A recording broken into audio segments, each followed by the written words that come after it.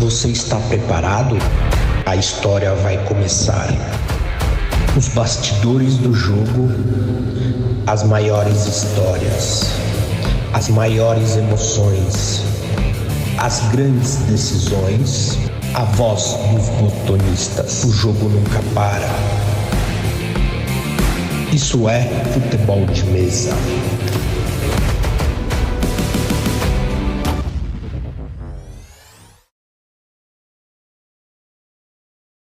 Fala galera que acompanha a programação da Federação Paulista de Futebol de Mesa. Eu, Pedro Valente, estou aqui no estúdio Pitomba para mais um episódio do nosso podcast falando sobre botão.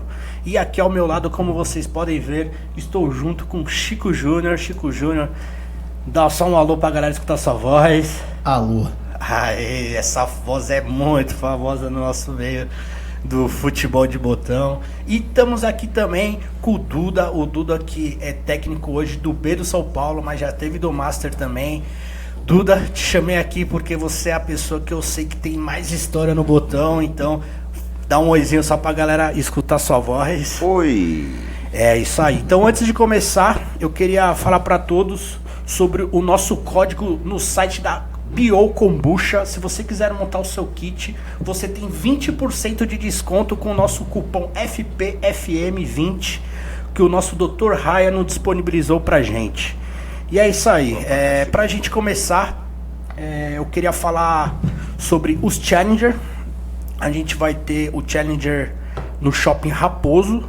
E antes de falar do shopping, Chico, eu queria falar pra você que o Challenger foi um macro assim no nosso esporte hoje, que está fazendo muito bem os clubes evoluírem, trazendo botonistas na sua sala para jogar um campeonato e poder conhecer os clubes também mostrar o futebol de mesa em seus departamentos e falar da importância e depois já encaminhar aí pro nosso evento que vai ter lá no Shopping Raposo.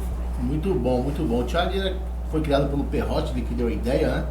E a ideia era fazer micro torneios durante a semana ou em ocasiões que não tivessem eventos da federação. E acho que é muito bom por vários fatores, né? Você falou algum deles, manter as salas movimentadas, fazer um intercâmbio, né? Hoje, por exemplo, não tem mais o torneio de integração, que misturava as categorias, que você jogava com master, que o juvenil jogava com adulto, não tem mais. Então o Challenger é uma boa oportunidade. Uma boa oportunidade também de gente que, por exemplo, tá morando no interior e joga no interior e mora em São Paulo, quer jogar. É uma boa. Na verdade, é a melhor ideia de fazer todo mundo jogar mais vezes, não só uma vez, 2 vezes por mês. Eu sei que tem muitos botonistas que, por exemplo, jogam num clube, mas não mora ali perto, então aproveita os challenges até para treinar. É isso. A ideia é de fazer com que mais gente jogue botão. E Challenger é pra todos, né? Devia ser menos pro Renan e pro Loiá, como que eles são muito chatos. Abriu a inscrição na... tá de sacanagem. No torneio de Socorro, eu saí, fui almoçar, abri meu WhatsApp, tinha 8 ligações do Renan. Renan, tem coisa mais importante que jogar botão na vida, hein? Ele já tava se inscrevendo, não tinha nem acabado a primeira fase Mandou várias pessoas falar, atende o Renan, pelo amor de Deus. Eu falei, eu não vou atender, cara, não vou atender. E a gente trouxe o Duda também para essa resenha, porque, pô, Chico, você é uma pessoa que todo mundo gosta no nosso esporte. Lá na nossa TV do Palestra, a galera pede muito você, porque você tem esse seu jeito solto. A galera gosta. E aí eu trouxe o Duda também, que é uma pessoa que fala super bem, tá sempre nos nossos eventos, a gente tá sempre discutindo ali fora sobre o nosso esporte, sobre regras no passado, como é hoje. Então, Dudinha, se você puder se apresentar aí pro pessoal, falar um pouco sobre você, como é que você começou também no futebol de mesa? Cara, eu comecei em 92. Na verdade, é a história de quase todo botonista, né? Comecei criança com os estrelão em casa, brincando. Sou filho único, então brincando sozinho na maioria das vezes. Já brincava com o Nelson, com o Dudu e com o Peta, que jogam hoje, o Edu Santos e o Rafael. E fomos para os Tampa, descobrimos o esporte. Eu tinha 14 para 15 anos quando a gente descobriu o Círculo Militar, o Lorival, compramos times e daí para frente, desde 92, estamos jogando se divertindo, divulgando o esporte, participando com a federação, ajudando o time e fazendo história, né? Fazendo e criando muita história. Inclusive falando do Challenger, eu acho que é um excelente começo para muita gente. A gente precisava de repente conseguir fazer mais desses torneios no modelo Challenger para amadores, né? Que seria uma boa porta de entrada, nem sempre as pessoas conseguem entrar nos clubes. E o que o Chico falou é muito legal, porque os Challenger hoje, eles acho que cumprem uma lacuna que tinha, que é do iniciante conseguir jogar com o bom, sabe? Se você não tem um torneio assim, você vai começar jogando lá na 3ª divisão do Aberto, na 6ª divisão da Taça do Paulista. Pô, e você queria um dia jogar contra o Quinho, contra o Jefferson, contra o Tico, o Mico, contra os grandes jogadores, e às vezes vai demorar 4, 5 anos para conseguir enfrentar o primeiro desses, para você conseguir subir no ranking e chegar lá. E tem gente que joga 10 anos e nunca conseguiu jogar com um cara desse, porque nunca conseguiu chegar na 1ª divisão, que é difícil. Um abraço pro Bassos. Então, o Challenger é uma porta para os iniciantes e para os jogadores que estão mais lá embaixo no ranking conseguirem jogar com os melhores, porque daí não tem divisão de ranking, joga todo mundo contra todo mundo. Isso daí é uma coisa bem legal. E é uma coisa que tinha pouco antigamente. Quando eu comecei a jogar, o ranking era trienal. Era 3 anos. Então, assim, você entrava no primeiro ano... Por exemplo, em 92 você jogava o ano inteiro, você fazia ponto o ano inteiro, cara, e você tava em 100 e real, porque os caras estavam contando aquele ano de 92, mais 91, mais 90. Então, para você conseguir chegar na primeira página do ranking, você demorava no mínimo uns 3 anos, aí, senão não dava. Chegar, né? Senão não dava. Daí depois caiu para bienal e depois virou um ranking anual nos moldes que é hoje, que permite muito mais alteração de posição e muito mais rapidamente. Então, assim, pensando na evolução do esporte, que nem você falou, acho que esses são alguns dos exemplos de como mudou o esporte de 35 anos atrás, aí 30 e poucos anos atrás para hoje. Eu acho que hoje o jogador, o atleta que entra no esporte, ele consegue chegar lá em cima, se ele tiver talento, muito mais rápido que antigamente. Acho que as coisas são muito mais organizadas do que antigamente. Falta muito pra gente chegar onde a gente quer chegar ainda, mas é incomparável o nível de organização dos torneios, a qualidade de material e de uma série de coisas com antigamente. Então a gente vê o esporte indo para um lado bom. O problema é renovação, né? Essa é a parte mais difícil. Até só dando pitaco no que o Duda falou, que é a porta de entrada para o iniciante. Até a pedido nosso, o Fará incluiu esse ano um adendo na regra do Challenger que 10% dos inscritos podem ser não federados. Então é a ideia de um cara que está na garagem, de conhecer e se encantar, assim, a gente começou a colocar não federados. E a gente fez ano passado até, de autorização para o presidente, a gente fez um Challenger numa garagem, né? Que foi no Grêmio Butantã, que revelou vários jogadores, a gente fez lá.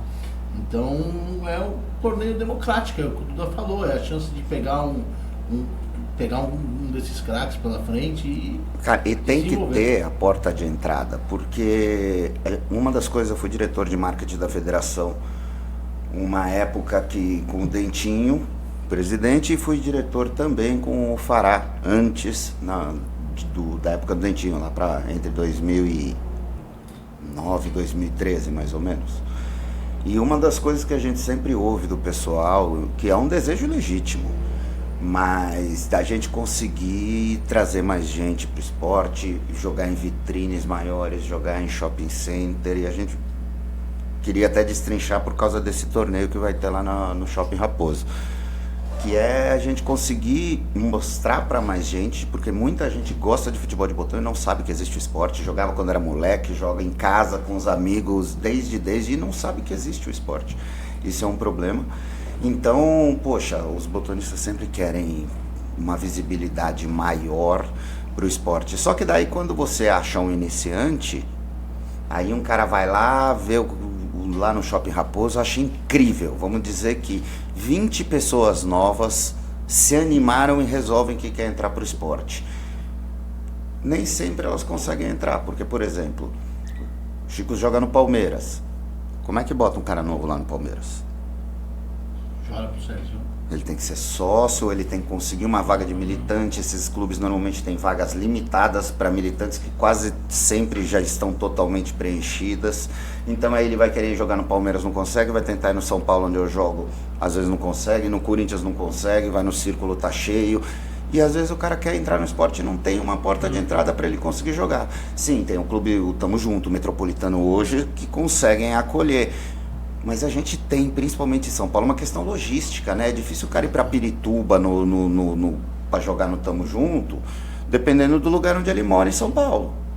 Ele vai demorar 2 horas para ir, 2 horas para voltar num treino de dia de semana. Fica difícil. Então a porta de entrada para o iniciante não é tão aberta assim, embora a gente esteja de coração aberto querendo receber novos participantes, na prática não é tão simples assim. Eu acho que saber disso daí já é muito legal e talvez mais pra frente a gente consiga ampliar até esse número, ou como eu falei, a gente conseguir ter quórum suficiente para começar a fazer campeonatos de amadores mesmo pela federação, como as garagens fazem, a federação ter o módulo amador dentro dela. Desmistificar, você tocou num ponto de garagem, tem muita gente jogando botão em garagem, né?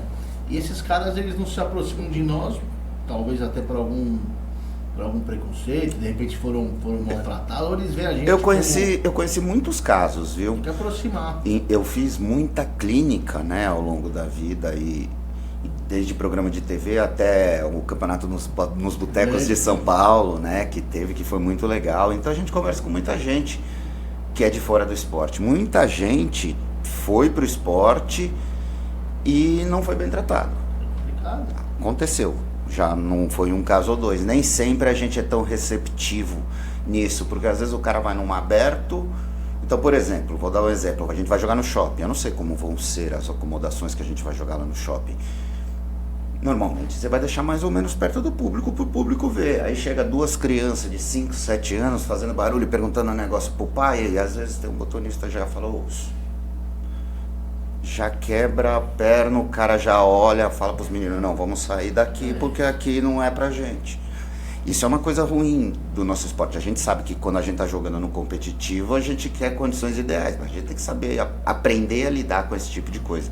Mas muitas vezes também, embora eu seja um entusiasta da regra 12 toques, eu gosto também da regra dadinho, que eu toco lá no São Paulo, mas existe a regra 1 toque liso, 1 toque cavado, 3 toques, existe o subútil, existe o chapas, o sideball, o peteleco.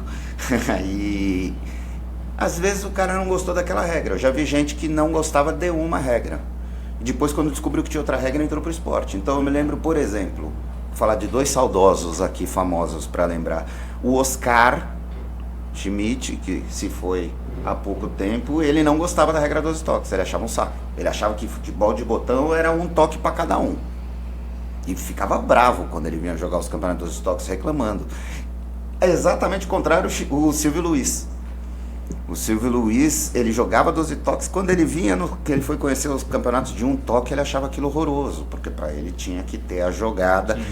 Então vai muitas vezes do lúdico, de como você jogava na sua rua, no seu prédio, quando era criança. Às vezes o pessoal jogava de um jeito, então você se acostumou a jogar daquele jeito, aquela regra intuitivamente já é um pouco mais fácil para você. Às vezes o pessoal jogava de outro jeito, então às vezes também saber que existem outras regras que o cara pode se enquadrar também acho que ajuda.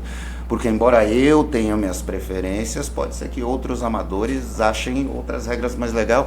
E, gente, vamos jogar botão. Você acha a regra de 1 toque mais legal, se federa e vai jogar com os caras lá, que tem um monte de gente boa e reforça o coletivo do esporte. No último episódio a gente até falou da regra do dadinho, que querendo ou não, o dadinho ele traz um campeonato que pode ser aberto, por exemplo. Você não precisa fazer num lugar fechado. Porque a gente foi campeão de dadinho paulista sem saber jogar. O dadinho e a regra de 1 toque, que é com disco, você consegue fazer em lugares abertos porque o vento não carrega a bolinha. Agora no 12 toques, no 3 toques, que a bolinha é redonda, esférica, temos um problema, sério. Lembra disso aí, Duda? A gente foi campeão paulista de equipe sem saber jogar.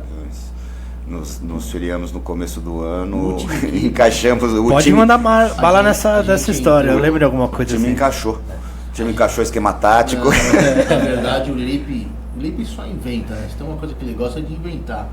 E ele levou o Willon pra fazer um workshop de dadinho na semana que a gente tinha jogo importante. Eu falei, Lipe, meu, você arruma essas coisas pra cabeça, certeza que você vai arrumar e não vai aparecer um jogo. Acertei nessa. Aí foi o Willon lá, ele foi, a gente... Os times bonitos, o Duda pegou um time e eu falei, eu tô fora. Aí... Ele ensinou a regra pra gente. Ensinou e liga pro Pedreira. Pedreira, pô, vamos armar. Tá, se estiver faltando eu vou. Aí a gente foi. Pedreira já jogava dadinho. Muito bom, dadinho. É o único que sabe jogar. Aí a gente combinou, eu e o Duda falamos assim, falou, ó, gente, vamos tentar não ficar em último, tentar não fazer feio. Então, a regra do dadinho é diferente, né? 4 mesas, ganhou 1-0, empatou 0-0. Então a gente não jogava, né? A gente ficava Lutava pelo empate, foi o Pedreira que conseguisse os pontos. A gente perguntava a regra, o dadinho caía, eu colocava na meia, falei, não tô achando. Como é que é isso? Mentira, ele tá exagerando. Simulava desmaio. Mas a gente tava nesse esquema, se nós 3 empatarmos, o Pedreira garante a vitória. Então se vira pra arrancar pelo menos empate. Na primeira etapa a gente foi segundo. E deu certo. Fomos segundo na primeira, não somos tão ruins assim. Foi aquele esquema da Copa de 94, né? Todo mundo marca aqui atrás e nós joga todas pro Romário. Uma hora ele acha um gol lá e a gente ganha o jogo de 1-0. Na segunda etapa, a gente ficou em terceiro. Aí na terceira eu tava muito ruim de saúde, tava com rotavírus.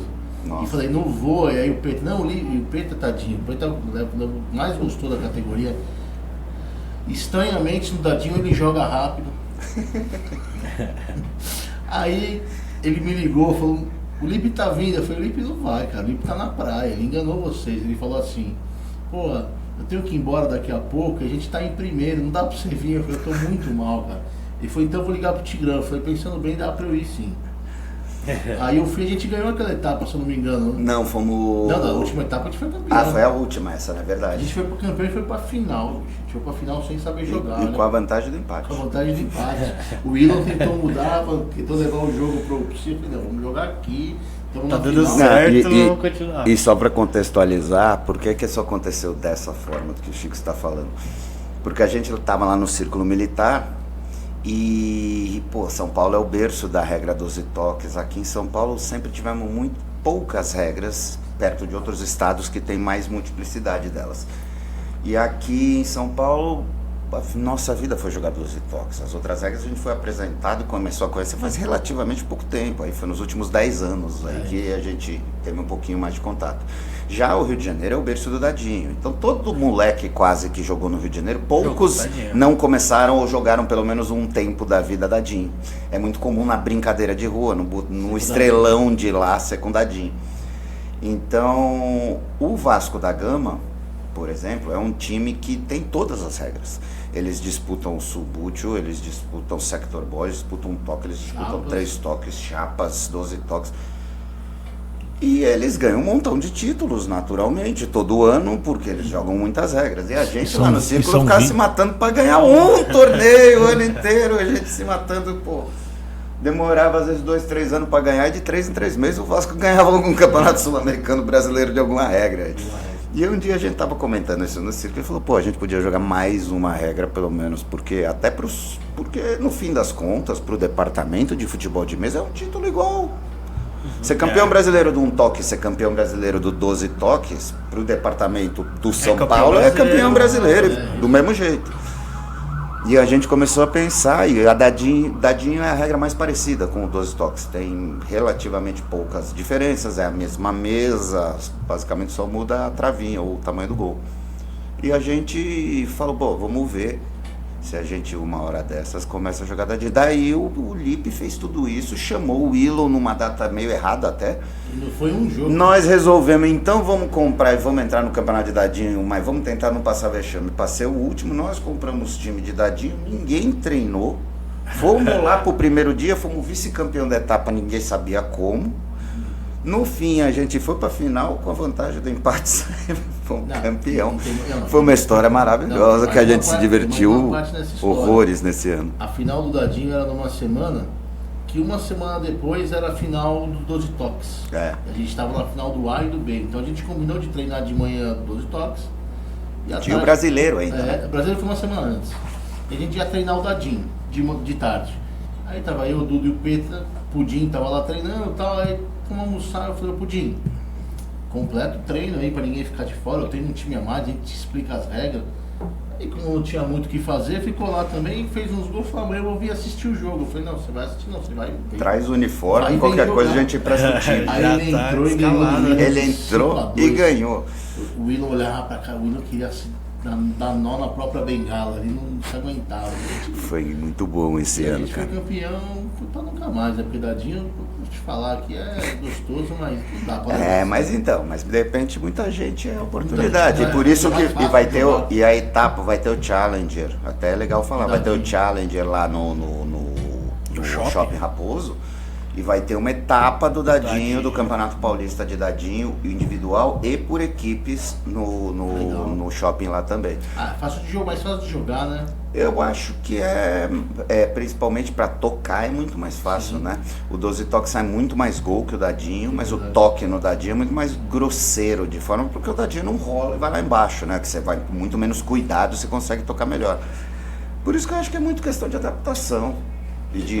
Então, se desse para ter mais regras sendo mostradas, eu acho que ia ser benéfico. Até porque a gente também vê a galera transitando entre regras, né? A gente viu muita gente começou no Dadinho e foi pro 12 toques, a gente começou no 1 toque e veio pro 12. Então... E chegou a notícia que não é mais Dadinho, agora é Zé Pequenininho. O pessoal até na Hungria lá, que eles têm uma regra deles mesmo. Sector. É o Sector Ball. Tem que ter uns caras lá que já tá preferindo jogar só 12 toques, em vez da regra deles. Sim, na primeira vez que teve o Mundial, o 12 toques foi como convidado, né? O Fará foi como um convidado para mostrar o nosso esporte aqui do Brasil no Mundial que eles já tinham. E eles ficaram encantados principalmente com o nosso material. Porque os nossos times são, muito bonitos, tem hoje ainda mais com tudo quanto é jeito, botão de pin, botão argola, botão fechado, botão vitrine, com decorações muito mais bonitas, opções e tudo mais. Os times são muito mais bonitos. O time do Sector Ball, ele é um retentor de mangueira. Sabe aquele que você coloca bota a mangueira, bota na torneira e bota aquele retentorzinho para segurar quando a pressão é muito forte? É aqueles retentorzinhos, e o grande é o goleiro. Então eles compram aquilo e é com aquilo que eles jogam, que são os botões deles. Então ali não tem muito o que fazer de decoração e tudo. Então os caras botam o número e tal e acabou. Faz uma É. brincadeirinha. Então, quando eles olharam os nossos times de botão, com bolinha e tudo, os caras ficaram malucos. E aí eles começaram a querer jogar. E eles começaram, de fato, uma boa parte a jogar, uma parte lá gosta do 12 toques. E agora, no Campeonato Brasileiro que nós jogamos em Campinas, a gente teve a participação especial de um húngaro jogando no Campeonato Brasileiro, o András Ritz. O Halley também, mas o Halley já tinha vindo em outras edições, aliás, né? O Halley no jogo da TV, desde Hiroshima, com o japonês, não sofria tanto, hein? Que assalto, hein, papai? Que assalto, papai. Tinha que chamar a polícia. Mas o Halley é das antigas já, a gente já conhece o Halley há muito tempo, inclusive ele levou o Mundial, teve o ano que teve o Mundial, um ano antes, se eu não me engano. No Japão? Teve na entrada dos estádios da Copa do Mundo lá. No saguão da Copa do Mundo, ele fez demonstração na Copa de 2002 e outros. Ele fez muita coisa legal lá no Japão, ele que toca lá. Então sempre que dá, ele vem no Brasileiro para jogar. E aí agora tinha o húngaro, o András Ritz, joguei com ele. Inclusive, gente boníssima e joga bem, cara. Joga bem. No final daquele Mundial que a gente ganhou pelo Círculo? Eu não tava no Círculo, foi o meu primeiro ano em São Paulo. Foi 2022, né? Foi. Eu não tava, eu não fui. Provavelmente ele deve ter jogado, porque o Fará até falou que era o sonho dele vir pra cá, jogar o campeonato. Cara, e ele se divertiu horrores jogando com a gente. Aliás, você que reclama do seu time que contrata mal, naquele Mundial, o Debreceni tinha 3 jogadores. Então a notícia que chegou pra nós é que eles iam pegar alguém de fora, eles iam contratar alguém de fora. E vai ser o Quinho, vai ser o Marcos Vinícius, o Nando, Alex Bar. Aí, não sei o quê. Aí o dirigente do Debreceni anuncia o reforço. Barthez. A torcida do Debreceni protestou. Nunca vi nem o Fluminense contrata tão mal quanto o Debreceni. Não dá. Foi polêmica a contratação deles, mas Barthez tem experiência, tem que ver por esse lado. Acho que foi o único que não fez nenhum ponto. Será que ele tava Tem experiência, eu não falei que tem futebol. Será Não, que ele brincadeira, tava Bartês. Tava apostando no bom e barato? Estava apostando no bom e barato? Talvez estivesse fazendo uma aposta no futuro, né? Um grande abraço pro Bartês. Grande abraço pro Bartês. Mas só que você estava falando dos botões, o botão é bacana, né? O que chama atenção é você fazer o seu time de um jeito especial. O Duda... Você vê aquela camiseta que você gosta e fala, pô, queria um time... Duda é um dos maiores decoradores de botões. Eu já enchi muito o saco dele. Verdade. E mudando a toda hora. Mas eu acho que eu acho que quase todo mundo, não todo mundo, nem todo mundo tem o lado lúdico tão grande quanto outros assim no esporte, né? Mas todo mundo tem um pouco, né? Eu acho que um dos grandes baratos para quase todo mundo que começa, principalmente a jogar botão, tá no segundo, terceiro ano, é fazer aquele time X que você amava quando era adolescente, o que ganhou não sei o que lá e que ficou no seu coração, ou montar a sua seleção de todos os tempos do seu time, da seleção brasileira, fazer aquele time especial que não existe só pra você. Quase todos os botonistas que eu conheço fizeram pelo menos um desses daí na vida, porque é um grande barato você poder montar o seu time e voltar meio que a ser criança, né? Lembra a minha seleção dos mortos? Tipo, eu fiz uma seleção dos mortos que era só com um jogador que morreu em atividade. Só que só tinha 11, faltava um reforço. Aí você matou? Não matei ninguém, tinha que morrer naturalmente, mas tinha que morrer. Aí teve um grave acidente. Planejou 3 homicídios que não deram certo pra fechar o time. Teve um acidente com o ônibus do Brasil de Pelotas. Aí eu liguei pro Edu Toscano, falei, Toscano, chegou o último reforço do meu time, Cláudio Milá. Aí a decoração era preto, time. O carinha, o Edu era gênio. Com uma camisetinha branca, um tercinho. Aí tinha a lápide e o número. Esse time eu nunca ganhei nenhum jogo com esse time. Só tinha morto em campo, caramba. Eu achei que ele ia fazer gol espírita. Aí corria aí lá, eu emprestei pro Melo e esse time misteriosamente sumiu. Eita. Não, eu vi muito time errado. Eu vi muito time muito louco. Eu decorei muito time muito louco, né? Decorei o time do rock, só de banda de rock pro Tico Mico, fiz fiz o time dos guitarristas. Um dos times que eu tenho com carinho, inclusive vou falar com o filho dele. É um Rolling Stones que eu fiz pro Tigrão. Que é cada jogador, que ele é um dos maiores fãs que os Rolling Stones tiveram na história. Então ele sabia o nome dos caras que fizeram as participações especiais importantes nos discos, todas as formações, o produtor tal. Então cada jogador tem lá, esse daqui cantava, então tem o microfoninho, tem o símbolo dos Rolling Stones, o nome, o ano do disco que ele participou. Todos os botões assim. O Dudu tem o time da ATP, só de tenista. O Web também tinha o da Fórmula 1. O Farinha tem o da Fórmula 1. Muito Guaraboli. Então, cara, eu tenho aquele meu time polêmico que é melhor não falar aqui no ar, porque eu não sei que horas eu vou assistir, só pode depois das 10, assim, meu time, só de atriz pornô. Pô, a gente já viu tanto time maluco, time da Marvel. Era legal, né? O Bira tinha um time de heróis, né? Era bem legal. Aí você falou um negócio agora que deu saudade, você falou do Tigrão, né? Grande agora, Tigrão. Mudando de alhos para bugalhos, a importância que o futebol de mesa tem na vida das pessoas, né? Eu fiquei internado ano passado, 1 mês no hospital e, os caras me ligavam todos os dias, gente, que eu nem imaginava me chamando, me ligando, visitando, isso foi importante. A gente perdeu o Tigrão, que era grande amigo meu e do Duda, mais do Duda do que meu, mais tempo, conhecia mais tempo. E eu sempre falava pra ele, Duda, traz esse Tigrão aí que você conta história pra jogar botão com a gente. E ele chegou e não jogava nada, mas ele parecia que era o craque, né? Cara, o Tigrão era um personagem raríssimo. Eu não consegui no velório dele, né? Porque ele era muito amigo meu. Às vezes eu ligava pra ele, Tigrão, vamos jogar botão hoje, 7h30 da manhã? Vamos pra lá, vamos. E a gente ia. E quando ele faleceu, acho que a irmã dele... Cara, teve uma época, vida, né? O Tico Mico tava numa fase que ele tava animado de treinar pro brasileiro, pro equipes. E ele tava entrando no serviço tipo meio-dia, 11 horas da manhã, 1h da tarde, eu não lembro exatamente. O Mico trabalha em hospital, então uns turnos meio louco, né? E nessa época ele tava trabalhando nesse horário, então a mulher saía pra trabalhar, ele levava as crianças pra escola, voltava tipo 7h15 da manhã, ele mandava já uma foto no grupo, assim, jogando com o Tigrão estão treinando um pouquinho. Mas que terça-feira, às 7h10 da manhã. Vocês estão fazendo da vida de vocês, gente. Teve uma sexta. O Tigrão estava sempre disposto a treinar, a jogar botão. Eu lembro que teve uma sexta, tipo, eu mandei mensagem pro Tigrão, vamos jogar amanhã uma aliança. Mas tem que estar 6 da manhã no metrô, porque o Aliança era longe, era em Perus. E lá começava 9 horas. Aí 1 da manhã ele respondeu, estarei lá. Eu cheguei, ele tava lá já.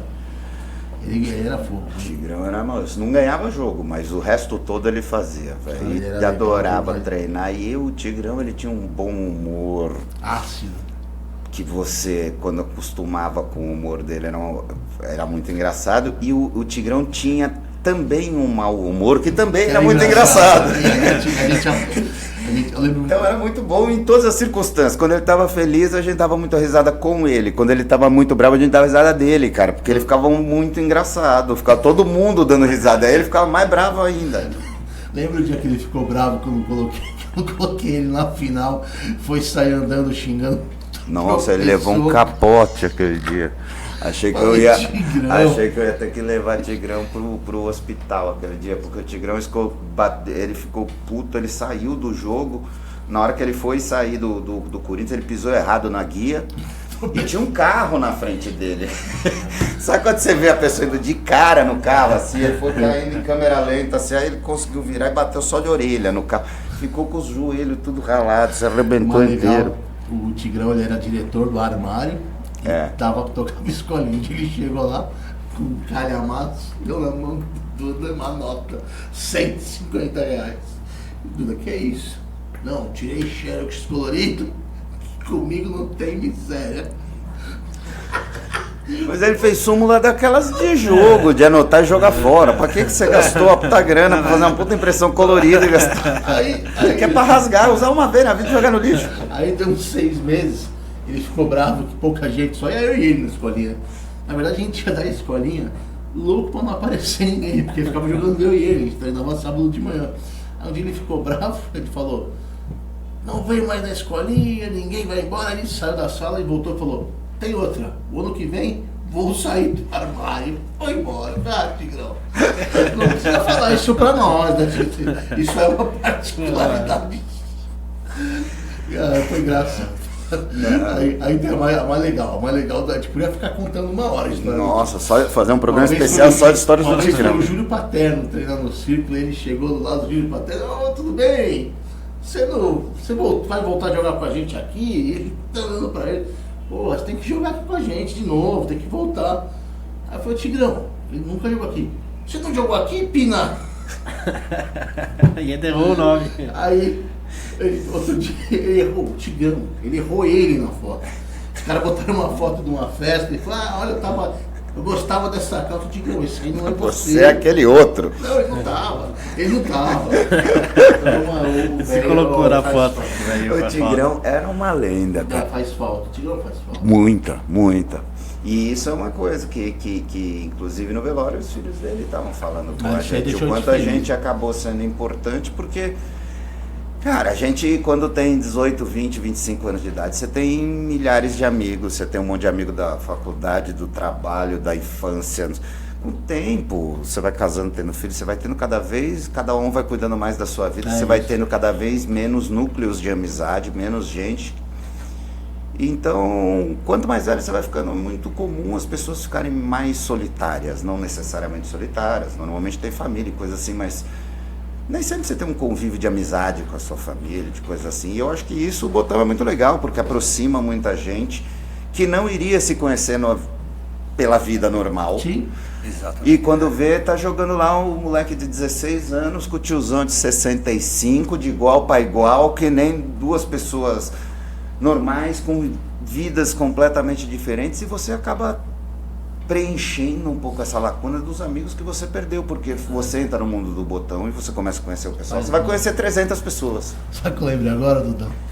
A gente louco no churrasco, ei, Tigrão, você tá cagando de montão. Ele ficou bravo porque eu pus ele no banco e não foi na final do B. Aí ele falou que tava... Ele deu desculpa que ele tava com diarreia. E a gente sabia que era desculpa, a gente sabia que ele tava puto, então a gente resolveu pesar ele Justamente. No churrasco. E aí no dia seguinte, na final do ar que ele não jogava, ele apareceu. E aí no churrasco, ele ficou bravo. A gente criou a musiquinha e a gente ficava cantando de 5 em 5 minutos pra ele. E aí, pensando no velho perdendo a compostura, xingava todo mundo. Mas no fundo ele voltava feliz da vida, amava a gente, tipo... Não, cara, mas ser amigo também é se zoar, né, cara? Às vezes o pessoal cisma com você que aguente. Às vezes a gente tá pensando nos outros. Aquele dia... uma vez é a gente, outra vez é o outro. Não, mas ele é um cara que faz falta. E ajudou muito. Porque ele estava sempre lá treinando com o iniciante, ele precisasse de torneio, de participação, de tudo. Às vezes se não tivesse o botão, não teria que o cara fazer, não chamar um amigo pra quê? Pra ir em casa. Sim, eu vi muitos dos que se foram que era isso. Nos últimos anos de vida, os amigos que ele tinha eram os amigos do botão, os que estavam próximos. Ô, Duda, você conheceu o tio Ed? Conheci. O tio Ed, eu devo meu amor pelo futebol de mesa é o tio Ed, né? Porque abri a porta da casa dele pra jogar. O tio Ed teve uma distensão jogando botão. Teve dia que eu cheguei lá com dor de cabeça, ele falou, vai dormir no meu quarto, eu tomo um remédio, daqui a pouco eu te chamo pra você treinar. O nível de intimidade, que o clube era na casa dele. Ele montou um clube na casa dele. Ele montou, na verdade... E a importância que dava pro pessoal que ir lá. Não, na verdade o tio Ed não montou um clube na casa dele. Ele montou uma federação na casa dele. Era a Superliga, que era para... A Federação Paulista não tá legal, nós vamos criar outra federação. Ele era um revoltoso do sistema. Não queria nem federar. Era tipo uma liga, como se fosse como se fosse uma garagem, digamos assim, mas na época não existia tanto o conceito da garagem. Então ele criou a Superliga, que era como se fosse uma federação dele mesmo ali, um campeonato dele.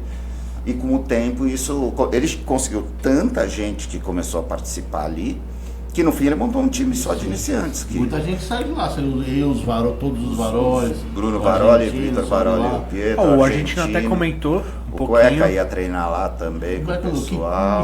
Kikuchi, o Eizo, né? O Eizo não, o Eizo foi no Cidade Vargas. Ah, verdade, o Eizo já foi. Silvio Gaúcho. E assim, quando o tio Ed faleceu, eu fui ao velório visitar, a mulher dele falou pra mim, a mulher dele também faleceu. Me agradeceu, falou que depois que fechou a Superliga, porque ele fechou, tirou o time da federação, ele se revoltou e ele falou, as únicas pessoas que vinham aqui visitá-lo era você e o VV. A gente às vezes saía do treino, ia lá à tarde e falava com o tio Ed, ou ia lá bater papo com ele. E ele falou, isso aí foi muito importante pra ele. Então o futebol de mesa é importante, cara. Cara, a federação tem, desde que eu comecei a jogar botão, tem o slogan, né? O futebol de mesa faz amigos. E faz. E faz. É lógico que a gente às vezes brinca porque também cria uns inimigos, né? É um esporte competitivo. Os amigos também se agridem às vezes. É um esporte competitivo. Na hora tá todo mundo com sangue quente, às vezes sai uns arranca-rabo aí. Assim, mas no fim das contas a gente cria muitas amizades e eu falo por mim e falo por todos os quase botonistas que eu conheço que fizeram um monte de amigos jogando botão. Tem muito botonista que ajuda muita gente. Tem muito botonista aí que você fala, esse cara aí, esse cara é foda. Sabe quantas pessoas esse maluco já ajudou? Sabe o que esse cara fez na vida das pessoas? É importante. O cara eu costumo dizer que tem a pessoa física e a pessoa jurídica. Né? Pessoa jurídica pode ser uma merda, mas, porra, o cara como pessoa ajuda fora ali do mundo. Esporte. Cara, e uma coisa importante que eu acho que ainda meio marginal nesse assunto, mas eu acho que é importante tocar, que a gente nunca fala. O nosso esporte, cara, ele é paralímpico. Sim. Você só não joga botão se você for cego ou não tiver os braços. Cego. Mão, vai. É. Porque surdo joga, pessoas de cadeira de roda jogam, pessoas sem uma perna jogam, pessoas com diversas deficiências jogam de igual para igual com a gente, entendeu? Com quem não tem problema. Eu falei isso na época com o Andrews Parsons, que hoje é o presidente do Comitê Paralímpico Internacional, ele era o presidente do Comitê Paralímpico Brasileiro. Quando eu estava na federação, eu levei um projeto para ele queria implantar lá no Centro Paralímpico aqui na Imigrantes aqui, né? Para o pessoal do Centro Paralímpico brincar e de repente ser uma oportunidade para gente que vai lá frequentar, começar a conhecer o esporte. Que eu falei para ele, a gente tem o Dili, que o Brasil inteiro conhece, que é um cadeirante, Mas a gente tem o macaco lá do Paraná, que sempre teve problema também. A gente, Sim, o Edu Henrique, o Mura, Henrique jogava outras muito. pessoas que têm deficiências físicas, gente com que é cego de um olho, Sim. gente que tem surdez de um Surdez. ouvido, com baixa audição. Então a gente joga todo mundo de igual para igual. Do mesmo jeito que homem e mulher joga de igual para igual. Motoristas com autismo que competem de maneira igual. É verdade, Então a gente com doenças mentais também, Isso. dependendo do grau, você consegue jogar de igual para igual. E isso eu acho que é um elemento de inclusão que poucos esportes têm. Do moleque de 15, 14 anos poder jogar de igual para igual com o pai. Porque se for jogar futebol, o pai é muito maior, muito mais forte, o pai tem que aliviar. Se vai jogar videogame com o filho é muito melhor o filho que tem que aliviar. Ali não, os dois conseguem jogar de igual para igual. Homem, mulher, com pessoas com deficiência, e eu acho que isso é um aspecto pouco explorado do nosso esporte. Sensacional, Duda, ter falado isso, até porque o campeonato mais bonito que eu acho no nosso esporte é o torneio início, que joga o campeonato por equipes, que já é legal, e ainda tem isso de uma criança poder jogar com um adulto. A gente tinha aquele campeonato final do ano também, que era separado por, acho que era cores. Tinha uma integração, a gente teve uma época que a gente tinha o festival. O festival era como integração, era todo mundo misturado, mas era um campeonato que você jogava, quem classificava no sábado, continuava no domingo, era todas as divisões juntas, e era um campeonatão só, que era legal Eu também. não lembro disso, eu nunca joguei. Tinha o festival, teve uns 4, 5 anos que Torneio início é legal, jogou. Então, eu acho legal, eu sempre dei muito valor, eu acho importante ter o ranking, ter os melhores, ter os campeonatos de elite, ter esse desejo do cara lá de baixo chegar lá em cima, e motivação para estar jogando e conseguir jogar os campeonatos mais legais. Mas eu também acho que tem que ter alguns campeonatos que integre todo mundo sem essa divisão de qualidade. A minha estreia foi num torneio início, e aí o tio Ed falou, não, vai lá que é legal, o pessoal é tranquilo. O torneio início é muito legal. No torneio início foi quando o Ticão virou a mesa. Putz! Lá no circo. Esse esporte é legal demais. Ele tem jogo, e os caras foram comemorar, cagaram pra ele. Aí na segunda tem jogo, ele virou a mesa. Tava jogando o Buiú, né? Com o Ticão. E era a final. E aí o Jefferson passou contando e viu que o Maria Zélia ganhou, mesmo que o Ticão fizesse o gol na campainha, não mudava mais o resultado. E daí eles olharam, não tinha mais nenhum chute, só tinha aquele. E o Ticão falando, vou chutar, calma. Só que daí eles juntaram e começaram a pular do lado da mesa dele, e alguém deu uma bundada na hora que ele tava com a bolinha aqui pra chutar, a bolinha foi lá embaixo. E o Ticão não era um cara com muita paciência, né? Nunca prezou pela paciência. A paciência dele era não teve uma atitude muito legal. Virou a mesa em cima do Buiú. Mas o mais legal Então tá bom, já que eu não chuto, ninguém faz nada. O mais legal foi que no primeiro aberto ele levou um time novo pro Buiú, né? É. Já que os botões do Buiú danificaram, no primeiro aberto ele falou, desculpa. Foi. Mas... O legal é que os nossos botonistas, querendo ou não, pode fazer o que for, mas eles respeitam muito o adversário na mesa ali em si. Pode, como você falou, pode estar se matando, mas depois... em geral sim, um ou outro caso pessoal ali, mas normalmente é isso. Às vezes na hora do jogo, cabeça quente, alguém passa do ponto, mas depois que esfria a cabeça, normalmente fica tudo bem. Alguém reclama que o cara tem 2 botões com o mesmo número, faz parte da vida. Vira meme ali no momento e... Isso daí sempre vai ter, né? Isso aí. Qualquer esporte competitivo sempre vai ter alguém querendo ser mais espertinho, sempre vai ter um mais rigoroso, sempre vai ter um mais chato, não tem jeito. Isso aí, o botão é igual, querendo ou não. Entrou no competitivo vai ser assim. É isso aí. Chico, mais alguma coisa pra dizer? Pra mim, não só que foi um prazer estar aqui com vocês. Espero ser convidado mais vezes, né? Porque com certeza. A gente poderia ficar os 2 dias aqui falando histórias. Nossa, se tivesse cerveja. A então, parte mais chata é pra chegar pra se despedir. Porque... História do Tuzura a gente tem pra uma semana. Nossa, dá pra fazer 3 episódios, só do Tuzura. Mas gostei. Conseguimos relembrar o Tigrão, né? Que foi uma. Com certeza. Acho que foi. A gente nem combinou disso, né? Saiu no assunto aqui.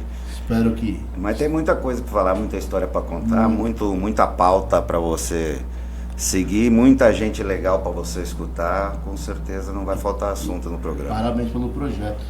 Muito obrigado. Fico agradecido demais trazer vocês dois aqui. Com certeza vocês vão voltar, porque vai ter muita resenha ainda sobre futebol de mesa, ainda com vocês aqui no nosso estúdio Pitomba, para falar aqui na TV FP FM. E antes de ir embora, não posso deixar de agradecer novamente o Dr. Raya, que liberou 20% para você montar o seu kit no site usando o código FPFM20. Você pode montar o seu kit. Esse é qual? Essa aqui é chá preto, vou misturar com vodka. Esse aqui é abacaxi cortelã com ginzinho, fica lindo. Olha que delícia, eu quero uma. A minha eu já tomei aqui no episódio anterior, me ferrei. Então já estamos melhorando o negócio do Dr. Raya. Já temos mais frentes de negócio. Agora é kombucha and drinks. Kombucha drinks. Kombucha drinks, isso aí. Essa aqui, com vodka bem flojinho, vai ficar bom demais, cara. Sensacional. É isso aí, meus amigos. Tivemos Chico Júnior e Duda aqui no nosso estúdio Pitomba. Um grande abraço a todos que estiveram aqui conosco até agora. Não esqueçam de deixar aquele comentário para falar o que achou, o que pode trazer aqui pro nosso podcast. Então curte, comenta, compartilha, mande pros vizinhos, pros amigos, para toda a família. Grande abraço. Abraço. Valeu, família. É isso aí.